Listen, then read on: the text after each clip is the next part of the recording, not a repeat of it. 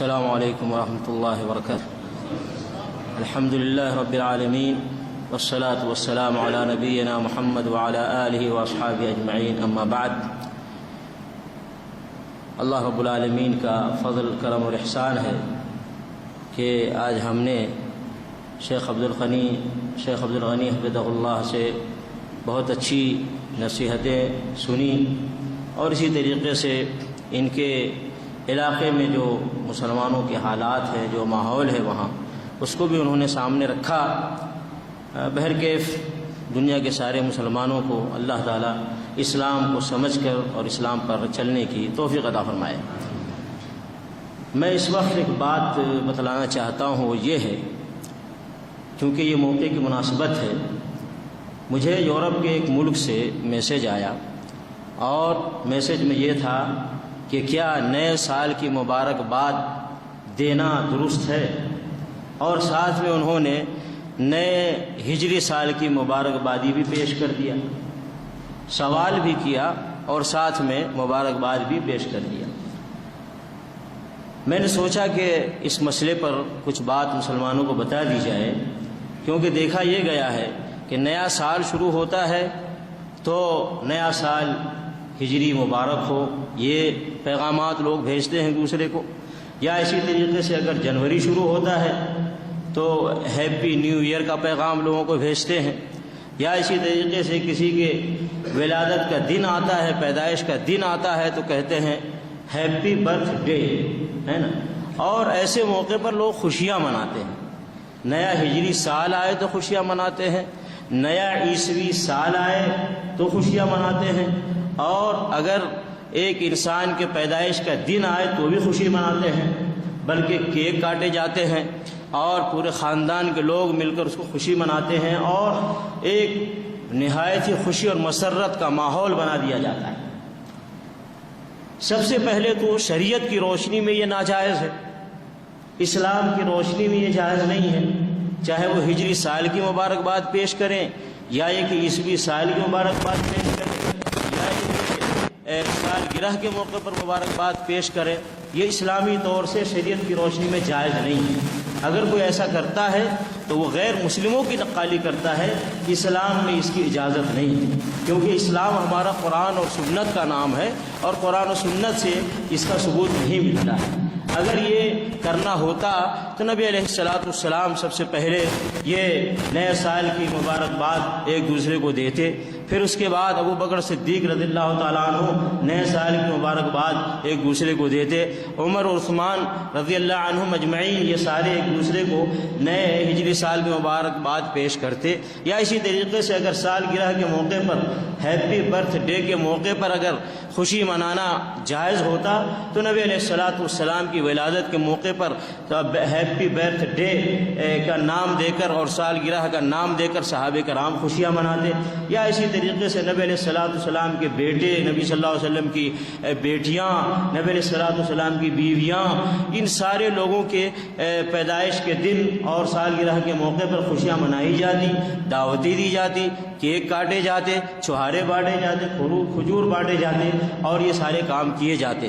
تو چونکہ اسلام میں کسی بھی اعتبار سے اس کا ثبوت نہیں ملتا ہے، اس لیے اسلام کی روشنی میں یہ ناجائز ہے۔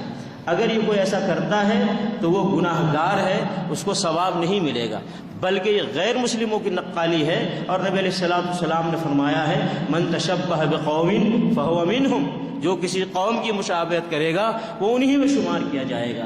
وہ غیر مسلم کی نقالی کرتے ہوئے کوئی کام کرے گا تو وہ غیر مسلم کا عمل مانا جائے گا، اور غیر مسلم کے راستے پہ چلنے والا وہ مسلمان مانا جائے گا، اسلام پر چلنے والا اس مسلمان کو نہیں کہا جائے گا۔ دوسری بات، مجھے افسوس ہوتا ہے کہ لوگ زندگی کا ایک سال گزر گیا، زندگی کا ایک سال گزر گیا اور پھر لوگ خوشیاں مناتے ہیں۔ کائنات کا سب سے بے وقوف انسان ہے کہ زندگی کا ایک دن گزر گیا اور خوشی منائے۔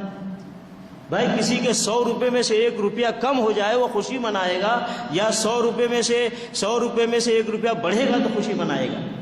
کب خوشی منائے گا بھائی؟ روپیہ بڑھنے سے خوشی منائے گا نا، کم ہونے سے تو نہیں خوشی منائے گا۔ تو زندگی بڑھتی ہے، 1 سال گزر جانے کے بعد زندگی بڑھتی ہے یا گھٹتی ہے؟ بڑھتی ہے گھٹتی ہے؟ بھائی گھٹتی ہے نا۔ تو زندگی گھٹ رہی ہے تو خوشی منا رہا ہے مسلمان۔ کتنی بڑی بیوقوفی کی بات ہے۔ دنیا کے اگر بدترین بیوقوف کہا جائے تو یہ لوگ ہیں کہ جو سالگرہ مناتے ہیں یا ہیپی نیو ایئر یا ہیپی برتھ ڈے کے موقع پر خوشی مناتے ہیں کہ زندگی کا 1 سال گزر گیا اور وہ خوشی منا رہا ہے۔ بلکہ بعض لوگوں کو دیکھا گیا ہے کہ بوڑھے ہو جاتے ہیں، عورت بوڑھی ہو جاتی ہے، مرد بوڑھا ہو جاتا ہے، باپ بوڑھا ہو جاتا ہے، ماں بوڑھی ہو جاتی ہے، اور پھر بھی ہیپی برتھ ڈے۔ کتنی بڑی بیوقوفی ہے۔ یہ لوگ ایسا کر کے بیوقوفی کا اظہار کرتے ہیں، عقل مندی کا ثبوت نہیں دیتے ہیں، بیوقوفی کا ثبوت دیتے ہیں۔ تو اس لیے میرے بھائیوں یہ سب نہیں کرنا چاہیے۔ کرنا کیا چاہیے؟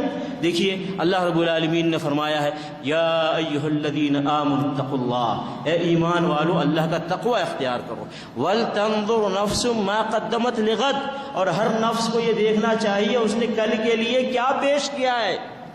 1 سال گزر گیا، آدمی جائزہ لے کہ جو سال گزرا ہے ہم نے نیکیاں کتنی کی ہیں، گناہ کتنے کیے ہیں، کتنے اچھے کام کیے ہیں، کتنے غلط کام کیے ہیں، کتنے کام ہیں جو اللہ کو راضی کرنے والے ہیں، کتنے کام ہیں جو رسول اللہ صلی اللہ علیہ وسلم کے شریعت اور سنت کے مطابق ہے، اور کتنے کام ہیں جو اللہ کو ناراض کرنے والے ہیں، اور کتنے کام ہیں جو نبی صلی اللہ علیہ وسلم کی سنت کے خلاف ہے۔ اس کا محاسبہ کرنا چاہیے، اس کا جائزہ لینا چاہیے۔ اللہ رب العالمین فرماتا ہے کل کے لیے تم نے کیا بھیجا ہے، ہر نفس کو دیکھنا چاہیے۔ تو ہم جائزہ لیں اپنی زندگی کا کہ ہم نے گزشتہ سال نیکیاں کی ہیں یا برائیاں کی ہیں۔ اگر نیکیاں کی ہیں تو نیکی پر قائم رہیں، اور اگر برائیاں کی ہیں تو آنسو بہائیں، روئیں، اپنی زندگی کو تبدیل کریں، خوشیاں نہ منائیں، تبدیل کریں، چینج کریں، اور اللہ کے فرمانبردار اور اللہ کے رسول صلی اللہ علیہ وسلم کے فرمانبردار بن کر کے رہیں۔ یہ ہونا چاہیے۔ اسی طریقے سے نبی علیہ الصلوۃ والسلام نے فرمایا اغتنم خمسا قبل خمس، 5 چیزوں کے آنے سے پہلے غنیمت سمجھو۔ سال گزر گیا خوشی نہ مناؤ، سال گرا، تاریخ پیدائش آیا خوشی نہ مناؤ، بلکہ کیا کرو، 5 چیزوں کے آنے سے پہلے غنیمت سمجھو۔ سب سے پہلی چیز کیا ہے؟ نبی علیہ الصلوۃ والسلام نے فرمایا شبابک قبل حرمک، یہ تمہیں جوانی ملی ہے اس کو غنیمت سمجھو بڑھاپا آنے سے پہلے۔ کیا غنیمت سمجھو؟ زیادہ سے زیادہ کھلاڑیوں کا کھیل دیکھ لو، زیادہ سے زیادہ فلمیں، ڈرامے اور گانے سن لو، کیا یہ مقصد ہے اس کا؟ نہیں، نیکیاں کر کے، اچھے کام کر کے، اللہ کو راضی کرنے والے کام کر کے، نبی علیہ الصلوۃ والسلام کی سنتوں پر چل کے، اسلام کی پیروی کر کے، اور اس جوانی کے اندر یہ سب کر لو۔ کیوں کہ بڑھاپا آئے گا تم کرنا چاہو گے نہیں کر سکو گے۔ تو جوانی میں نیکیاں کر بڑھاپا آنے سے پہلے جوانی کو غنیمت سمجھو۔ اسی طریقے سے نبی علیہ الصلوۃ والسلام نے فرمایا وَغِنَاكَ قَبْلَ فَقْرِكَ، اگر اللہ نے مال دیا ہے، دولت دیا ہے تو عیاشی نہ کرو، گناہ کے کاموں میں اور برتھ ڈے میں پیسے نہ لگاؤ، بلکہ اس مال کو، اس دولت کو فقیری آنے سے پہلے، فقیر اور بھکاری بننے سے پہلے اپنے آخرت کے لیے اللہ کے راستے میں اس مال کو خرچ کر کے اپنے آخرت کے لیے کامیابی کا سامان بنا لو۔ تو فقیری آنے سے پہلے اپنے مالداری کو غنیمت سمجھو۔ وَفَرَاغَكَ قَبْلَ شُغْلِكَ، اور اگر فارغ ہو، تمہارے پاس ٹائم ہے، فری و ٹائم ہے، تو اس کو غنیمت سمجھو، اس کو عبادت میں اس وقت کو لگاؤ قبل اس کے کہ تم مشغول ہو جاؤ اور بزی ہو جاؤ، تم نیکی کرنا چاہو تو نہ کر سکو۔ تو فراغت کو مشغول ہونے سے پہلے غنیمت سمجھو۔ اسی طریقے سے صحت کا قبل سقمک، بیمار ہونے سے پہلے صحت کو غنیمت سمجھو، کیونکہ صحت میں کے وقت میں جو ایک مسلمان جو نیکیاں کر سکتا ہے، جو عبادت کر سکتا ہے، بیماری کی حالت میں نہیں کر سکتا۔ تو بیمار ہونے سے پہلے جب صحت اللہ نے دیا ہے اس وقت زیادہ سے زیادہ نیکیاں کر کے اس سے صحت کو غنیمت سمجھو۔ اسی طریقے سے حیات کا قبل موتک، اور زندگی کو غنیمت سمجھو موت آنے سے پہلے۔ کیوں کہ اس زندگی میں نیکی کرنے کا موقع ہے، عمل کرنے کا موقع ہے، مرنے کے بعد نیکی اور عمل کا موقع نہیں ہے۔ اس زندگی میں عمل ہے، بدلہ نہیں، اور مرنے کے بعد بدلہ ہے، عمل کا موقع نہیں۔ تو اس زندگی کو غنیمت سمجھو موت آنے سے پہلے. کیا غنیمت سمجھو؟ نیکیاں کرو، قرآن کے مطابق عمل کرو، محمد رسول اللہ صلی اللہ علیہ وسلم کی سنتوں کے مطابق عمل کرو، اسلام کے مطابق زندگی گزارو، قبل اس کے کہ مرنے کے موت آ جائے اور پھر مرنے کے بعد عمل کا موقع نہ ملے. یہ امام حاکم نے اس حدیث کو روایت کیا ہے اور یہ حدیث صحیح ہے.